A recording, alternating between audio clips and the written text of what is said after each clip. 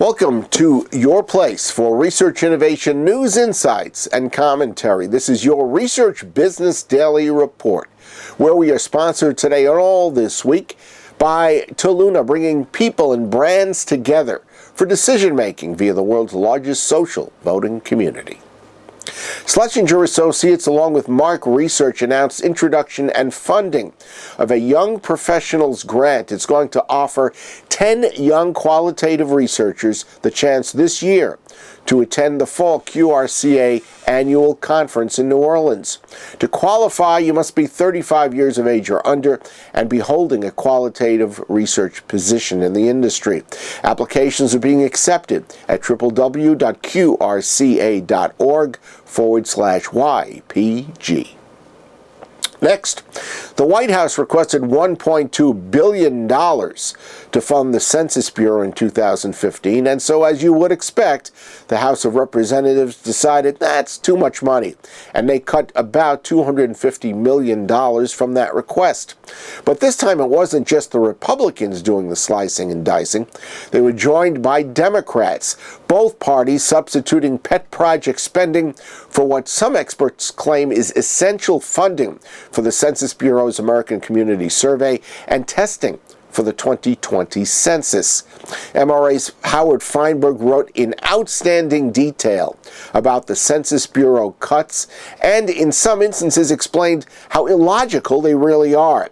And I think you should give it a read. So we've got the link in today's email. It's also in the content box beneath today's video.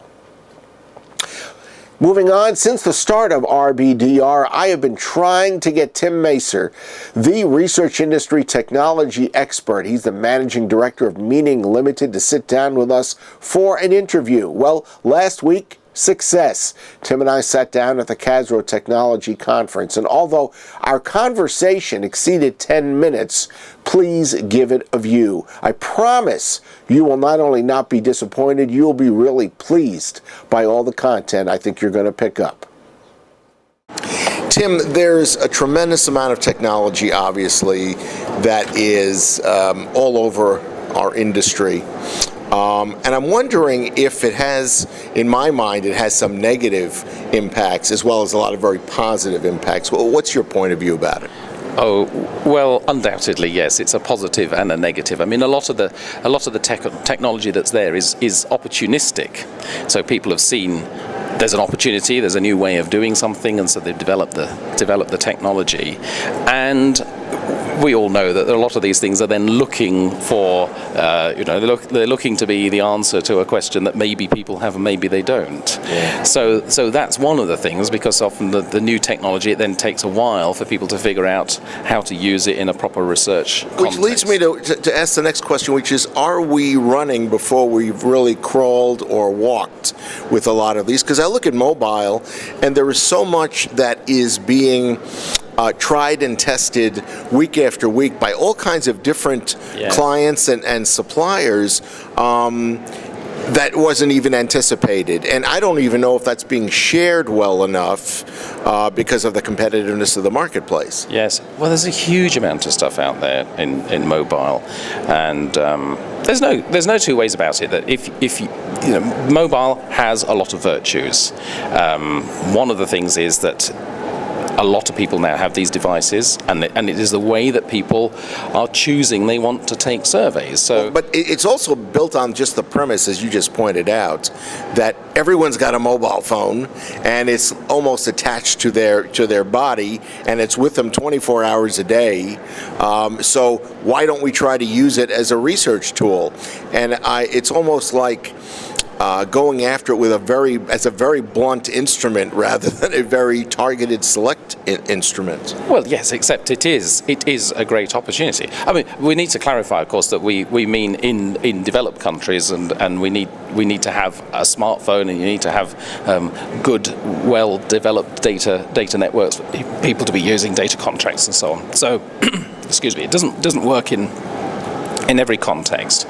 But having said that, it is a great opportunity because you are actually able to be asking people questions at the time when they're actually experiencing something. So I think that's perhaps one of the biggest selling points with mobile, is just being able to get that real just-in-time research, that moment when things are actually happening. But there are obviously other utilizations as well. I mean, the in the moment is what everybody is so focused on and turned on, by. But now we have the geolocation type things and such. Well, yes, that's right, because the other thing that mobile will allow you to do is actually collect a lot of other information from people passively, so not actually having to ask these things explicitly, but you can just find out where they are. The geolocation information, you don't need to ask them where they are. You can just collect all of that.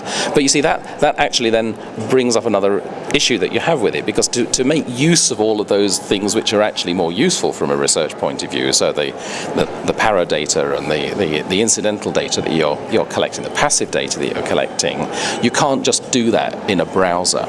So that's not going to happen with just ordinary surveys that are deployed. And that's why you were telling me just a few minutes ago, you really need an app, which a lot of people don't quite understand. Explain why you need an app. Well, if you're just doing it as an HTML web survey, it's very limited what you're allowed to do. In fact, the mobile phone designers or Apple with their iOS, they specifically design things to prevent you from being able to do other things on the phone from the context of a browser. That's how you would introduce viruses and create havoc on a device. So it's difficult to do that. So that means that all the other things that you might want to collect, like the location data, or even things which are just as simple as being able to take a photograph and submit that, if you try to do that through a web browser, it's a very convoluted process. You can't actually naturally just segue on one step to another.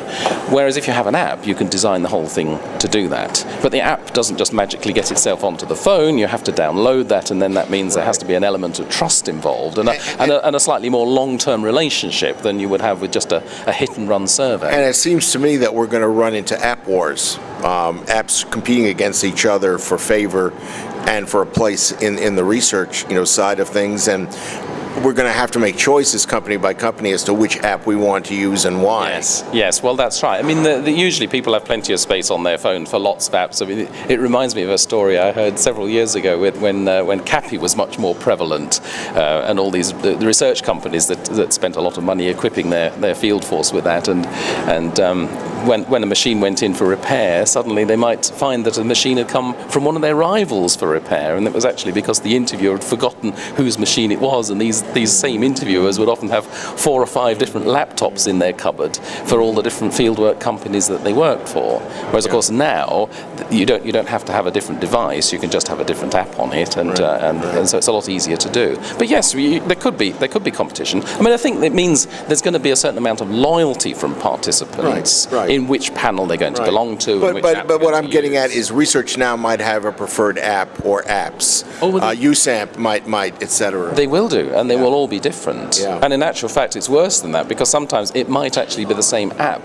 but the app will be branded differently according to which research company it is, or even which topic it is that they're exploring, which panel or which community they belong to. They may all be branded differently.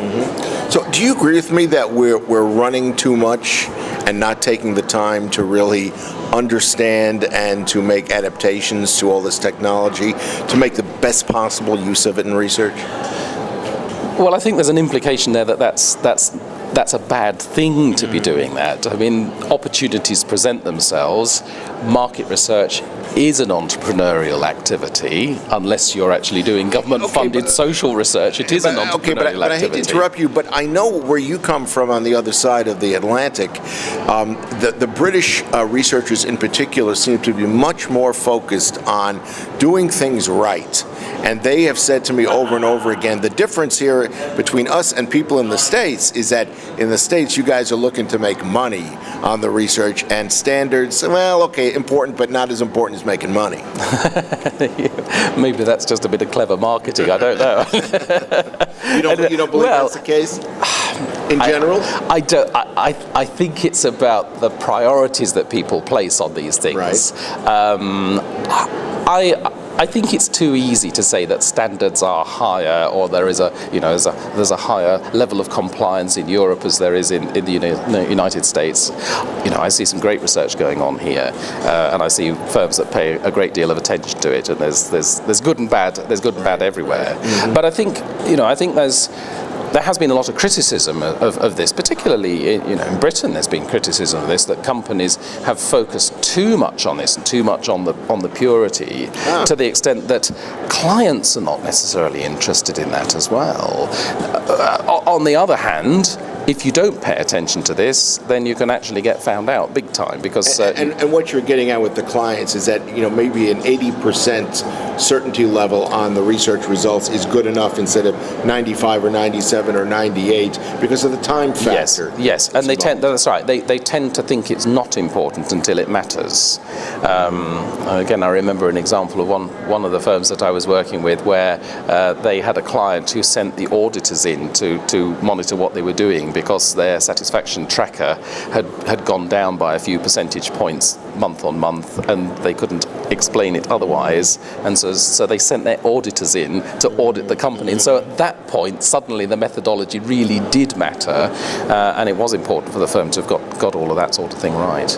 But I think it's perhaps there is a cultural difference here. But as far as the sort of entrepreneurial spirit is concerned, I think we have to recognise, yes, it is a commercial business, this, and so you are going to try to make the best of the opportunities that present themselves, but you're only going to be able to build that business in a credible way, of course, if you go about doing it in a sensible and sustainable way.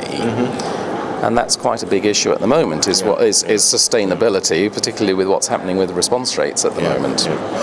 I've talked with you about the fact that we want to put together what I call a report on a market research toolbox and such. Yes. Because there are so many tools to choose from. Yes. Do you have the same feeling that I do, that really there's nobody out there that, even if given the time that they needed, would truly be able to select the proper tools for the proper situations almost all the time, given all the options that we have? I think it's very difficult. I mean, I think when I started doing what I did, which is actually 20 years ago that I set up my business to provide. So you and I have been around about the same amount. Yeah, that's right. To sort of provide this kind of independent advice to people. I felt I could actually catalogue everything and know everything that was out there, and I can't. It's unknowable now. I go to events like, here we are, we're just sort of speaking at the right at the end of the QRCA Tech Conference, and I'll have conversations with people and they'll be mentioning products. They say, you must know these guys. And I don't anymore. And I then go and find out about them. And you are assumed to be the kind of the worldwide authority based on the work you've been doing. That's right, and I'm very aware of just how much more there is to learn all the time. There's always new things that are happening. And I think a thing that's increasingly difficult is the blurring of the boundaries between what are research tools and what aren't. So you find that people are developing tools and methods and applications for things where it's not just research, it has applications elsewhere. I mean, you look at text mining, for instance. There are people using text mining and sentiment analysis tools. They're not necessarily designed for research. There's one or two that are specific about research. There are a lot more that people use in a research context, but they don't necessarily do the job properly because they don't understand the kinds of things that we do in research. Right. Well, similarly, you have people who are extremely gung-ho about social media as a research tool, and you have others who go, you got to be kidding. I mean, really, what are we supposed to make of this right now, given how little we really understand about what we're collecting and in context what they are actually saying about us? Yes, well, that's right. And if you're looking for a nationally representative sample, well, then you're not going to find that if you're doing social media analysis. But if what you're looking for is insight, or you're looking for very weak trends that are happening and things that are emerging, or you're trying to second guess what might be happening in the future, social media is a very good place to go. And in the same way, I think we can still fit this into our tradition and into the toolbox you're talking about, if we recognise that we always used to talk about having a stage when you were formulating your research and you were deciding whether you would do some quant research, you might do some qual, you might do some desk research. This is the modern day equivalent of doing that desk research. It allows you to actually understand the questions before you actually start seeking the answers. And I think it's much more credible if you can use social media in that context to actually start to surface things that are going to be interesting to explore. And then you can use the techniques that we're familiar with, the more representative ones, to then verify it. Our thanks to Tim, and you can reach him at tim.macer@meaning.uk.com. That is your Research Business Daily Report, sponsored by Toluna, bringing people and brands together for decision-making via the world's largest social voting community. We hope you have a great research day and remainder of your research week, and that you have a really nice, relaxing weekend, and that you'll be back here on Monday.